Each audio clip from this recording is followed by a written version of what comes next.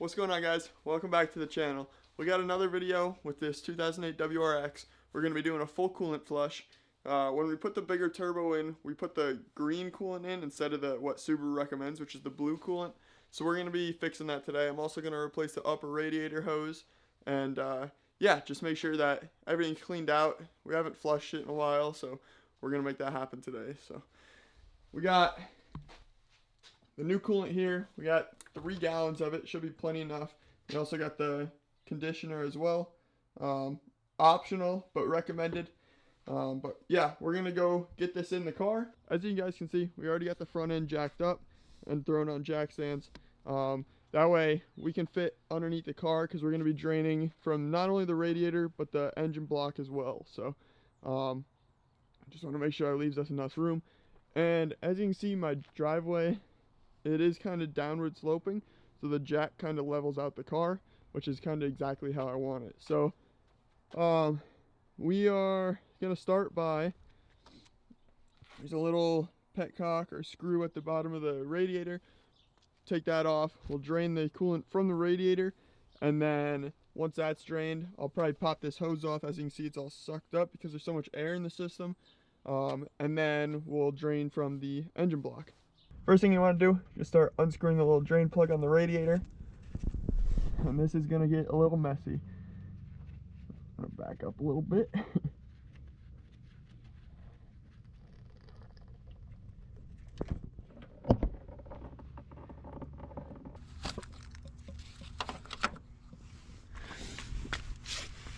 See, we're draining right out of there now. It's actually not as messy as I thought it was going to be. It's kind of nice. We can also open up this little reservoir above the turbo. It'll also make it drain a little bit quicker. I'm going to start taking off this upper radiator hose. Looks like it's just 2 hose clamps. This guy should come right off there. Pinky promise, you poopy.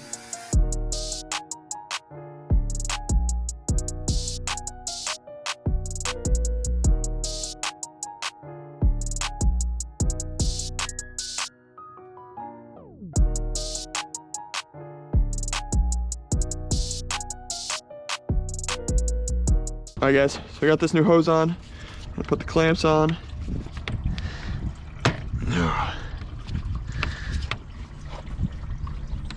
Maybe.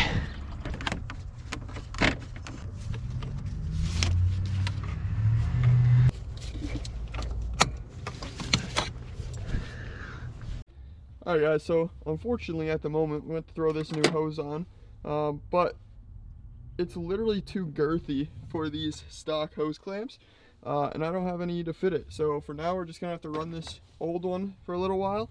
I tried to, you know, make it as round as I could again. It's really not too bad. I think we'll be all right for now. And then as soon as I get hose clamps, we'll throw this new guy on. But for now, just gonna run this one, do the full coolant flush, and then when I get hose clamps, we'll just pop this one off, and we should be able to throw this one on. As you guys can see, and I know I kind of use that thing for everything, but don't worry, it all gets thrown away responsibly. We're not really leaking much anymore, so I'm gonna go ahead, put the little petcock back on the radiator, and then we'll get to draining from the block. Screw a little cap back on there. Here, she's decently tight. All right, clean it off. We'll know if we're leaking when we fill her up. Alright guys, so that's the front of the car out there. If we look straight up next to the oil pan, you have one of the 14mm hex. Now if you go to the other side of the oil drain plug, you have another 14mm hex. So those are your 2 drain plugs on the block. So on a 6-cylinder, the drain plug is on top of the oil pan. But on a 4-cylinder, there's 2 of them, and they're on each side of the oil pan. She's turning. Oh, all right, not too bad. Is that it? Clear. Yeah. All right, well. It's a small one.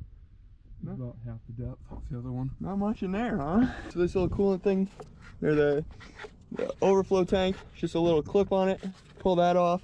And then pull it off on this side as well. Screwdriver. And this should come right out. See if you can pull it or push it, something.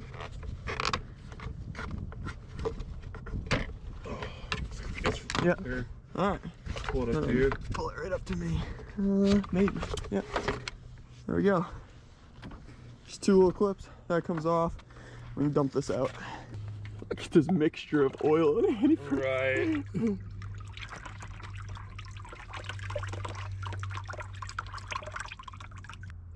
No shot. Oh my god. Alright guys, so this, I don't know if you guys can see that. That lumpy antifreeze, that should not be in there, so you want to get all that out. That looks like something that happens after you eat Taco Bell. Ugh. That should not be in your overflow tank. Do you see that? Like, I pray to God this makes it. Oh, that's so bad. You're gonna want to wrap these drain plugs backwards. So when you screw it in, you don't want the Teflon tape to come off. So that being said, we're gonna want to go this way.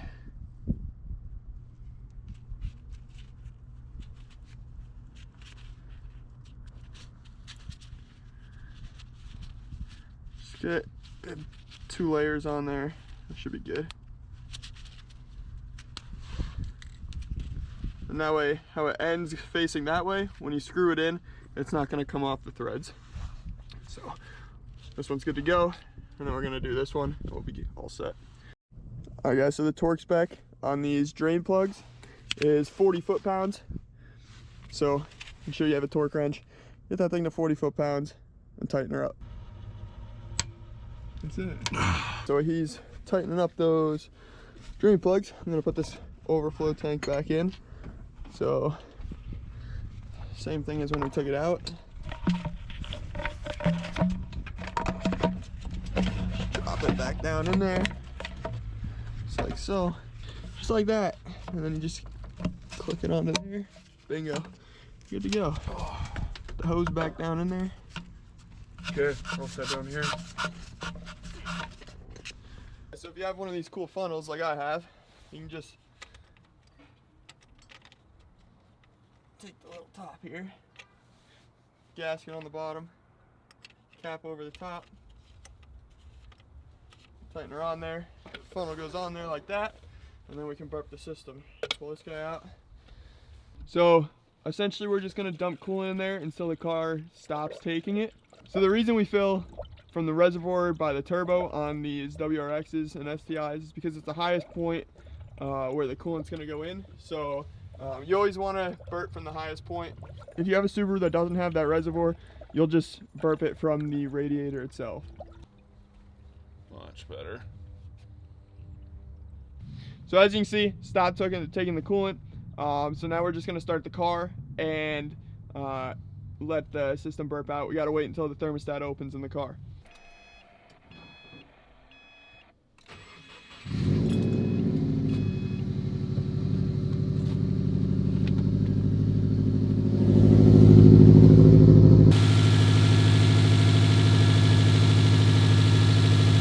Alright guys, we're almost there.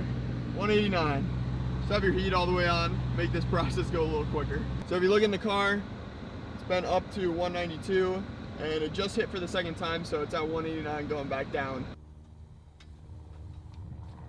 Coolant in there is filled to the top. Before I pull that off, just gonna wait for it to cool down a little bit, just because, you know, I don't want hot coolant everywhere. I did forget to put it on camera, but put in a bottle of that coolant conditioner, and it's optional, like I said, but recommended. All right guys, so a quick run through everything we did. Drain the radiator from the drain plug at the bottom. After the radiator was drained, we drained from the 2 drain plugs on the bottom of the block on each side of the oil pan. After we drained from the radiator and the block, we pulled the reserve tank out, cleaned that out, got all the gunk out of there, and then put everything back on, Teflon taped the drain plugs, put them on, torqued them to 40 foot-pounds. Then we put a funnel on the highest point of your coolant system, which would be this little reservoir above your turbo. Then we'll turn the car on, wait for the thermostat to open twice, let it all bubble out, get all the air bubbles out. Make sure to put your make sure to put your coolant conditioner in, and that's really it. Put everything back together. Make sure your reserve tank is at the full line down there. I don't know if you guys can see, but mine's like right at that full line. And that's it. So now we can lower the car down, and we should be all set and good to go. That stuff right there, you should not want to see that in your reserve tank. Get all that out if you have anything like that. That's bad. If you have one of these turbo cars, don't make the mistake and fill it from the radiator. Don't do that. Always fill from the highest point, which would be this little reservoir here.